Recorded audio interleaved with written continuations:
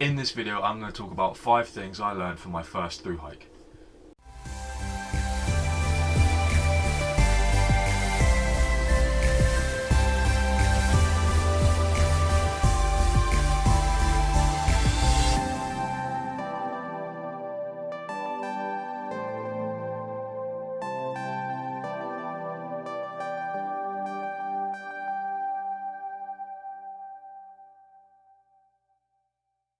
If you haven't already done so, make sure you subscribe down below.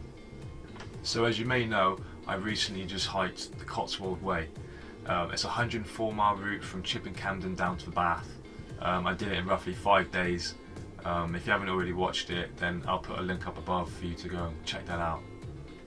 So jumping right into it, number 1, the miles in which I covered the route.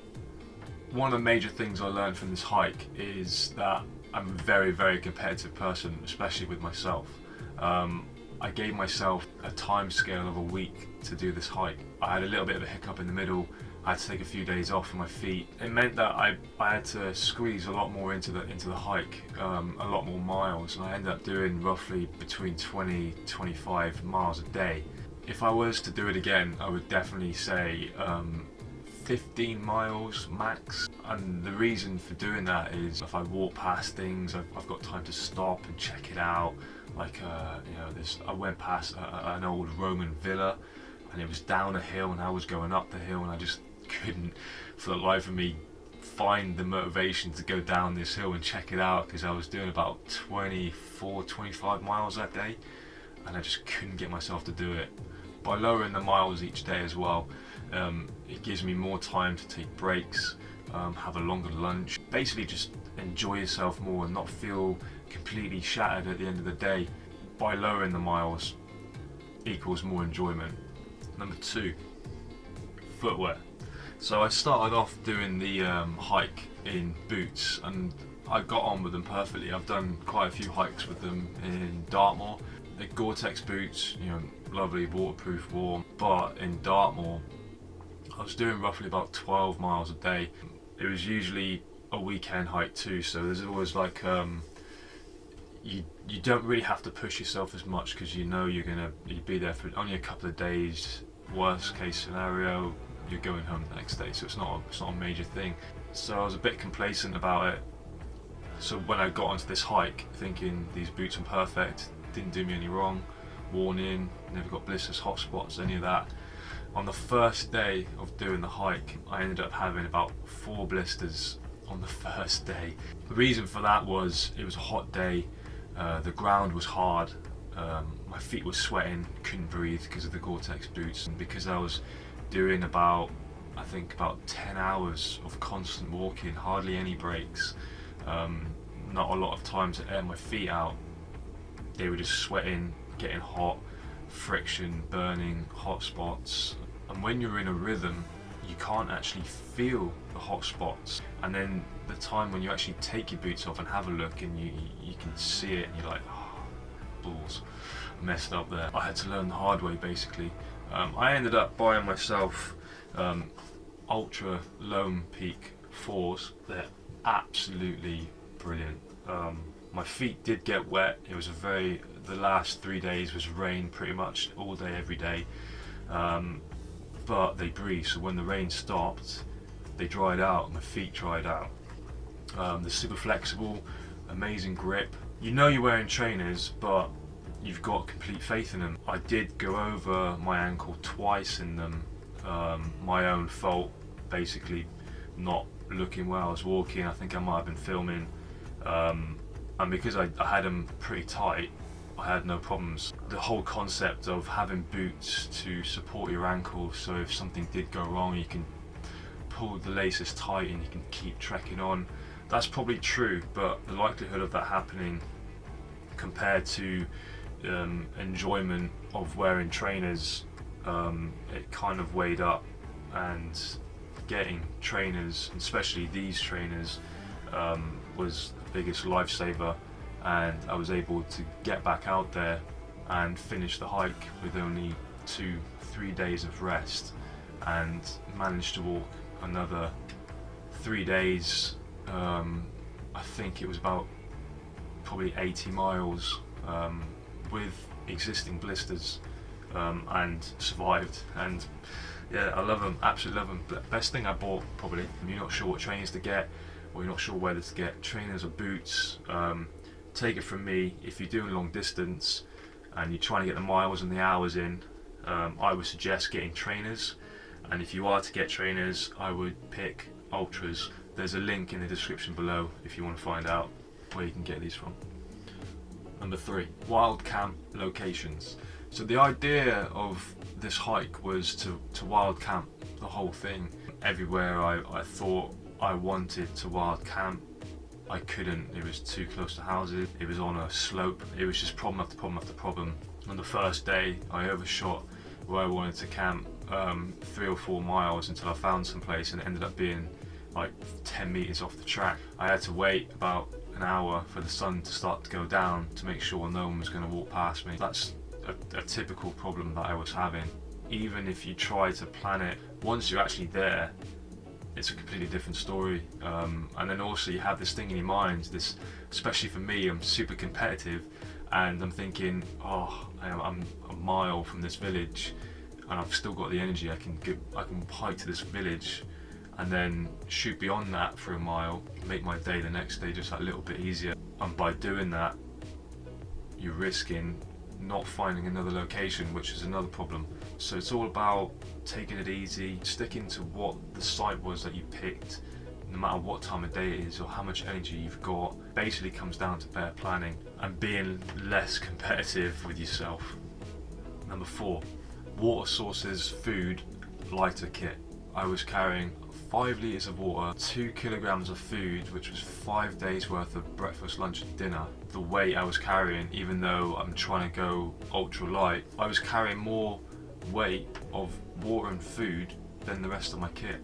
When I had to go back home and rest for a couple of days, I had a really hard think about it, and what I ended up doing was, when I got back out there, all I was carrying was a 2-litre bladder. I basically stuck that in the top of my bag. I did take a filter with me as well. What I was going to do was, wherever I could get water from, just get it, filter it, fill my bladder back up, and just carry basically around 2 litres, constant 2 litres with me at all times. But what I didn't know was that I was going to be in B&Bs for the rest of the trip, so it was kind of pointless, but I still stuck to having that 2 litres in my bag just in case, because I wasn't aware that I was going to be in a B&B that following night. I was always thinking, right, I'm going to wild camp. When it came to the food, instead of carrying the whole week's worth of food, I carried 2 days worth, and that was going to be my emergency food. Say if I knew I was definitely going to wild camp, I knew I was definitely going to have food in my pack. But the main idea was,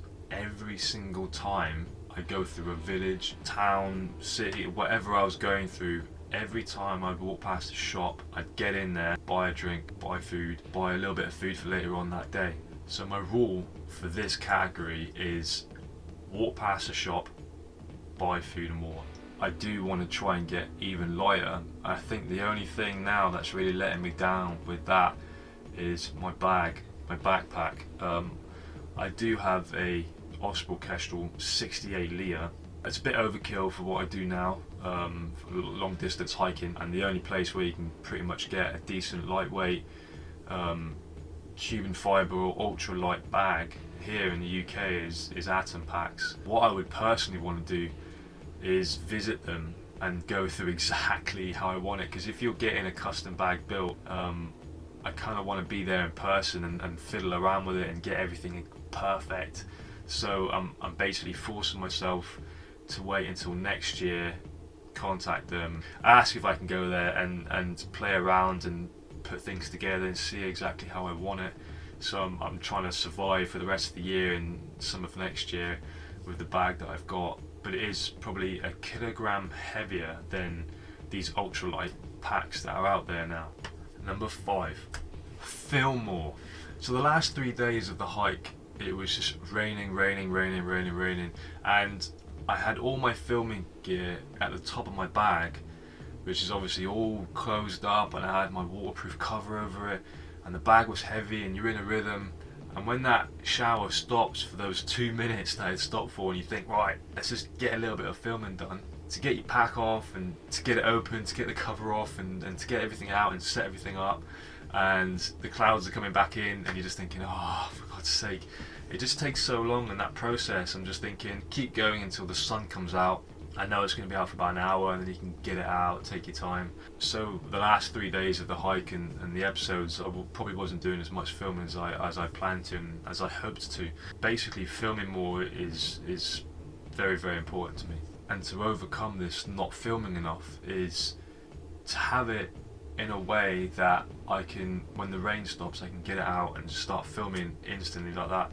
So one of the things I was thinking is to have some sort of chest pack with a zip and it's waterproof, so all I've got to do, unzip it, pull it out, start filming, rather than take my whole pack off and take things out of waterproof covers and put it all together. It's literally just unzip it, pull it out, start filming. My phone is kind of waterproof, but the gimbal, the microphone isn't. I did try, especially on the last day when it was raining, but it was the end and I had to film. I was filming on my phone, which is waterproof and nothing else, and because I'm so used to having a gimbal and a microphone, it all looked very, well, it looked rubbish basically, and everything was all like jumpy and the sound was off, and you get so used to having quite a nice setup and you don't want to film on your phone because you just think it's pointless. I'm not enjoying what I'm doing because I'm filming, but then the film's not going to be good anyway, so what's the point? So in order to film, get better footage in between the showers, because we're in England, is accessibility of the kit. So a little chest pack, that's all I can think of. If you have any ideas, put a comment down below what you guys do. You probably have waterproof cameras, so that's probably how you guys do it, but any idea is a good idea, so yeah, I'll be grateful for your help in that area. The other thing when it comes to filming is this external mic I've got actually interferes with the phone when it's not on airplane mode. It just does this like noise that you can hear, and sometimes it overpowers the talking, and when you forget about it and then you've been talking for about 5 minutes about something and you listen back to it thinking, oh, it's going to look good, and you get this interference and you can't even hear yourself talk, and then you just think, oh, I can't film all that 5 minutes again. It's not going to be natural because I'm trying to copy what I was saying. So in one of the episodes I actually had to leave it in and apologise to the viewers that there was interference. So I have to constantly remind myself, right, if I'm going to film I have to put my phone into airplane mode to stop it interfering with the microphone. I'm not sure if that's the same with all external mics on phones, but if it is, then that's something you definitely need to keep an eye out on. So those are 5 of the most important things I learned from my first Thru-Hike. I hope you learned something from it. I definitely have. If you haven't already done so, make sure you check out those episodes, Cotswold Way Thru-Hike, in my videos. And also, if you haven't already subscribed, make sure you subscribe as well. I will be doing some more hikes coming up. I do want to try and do a winter hike. I want to test out this ultralight tent that I've got and see if it's actually able to stand the cold and the snow. So look out for that.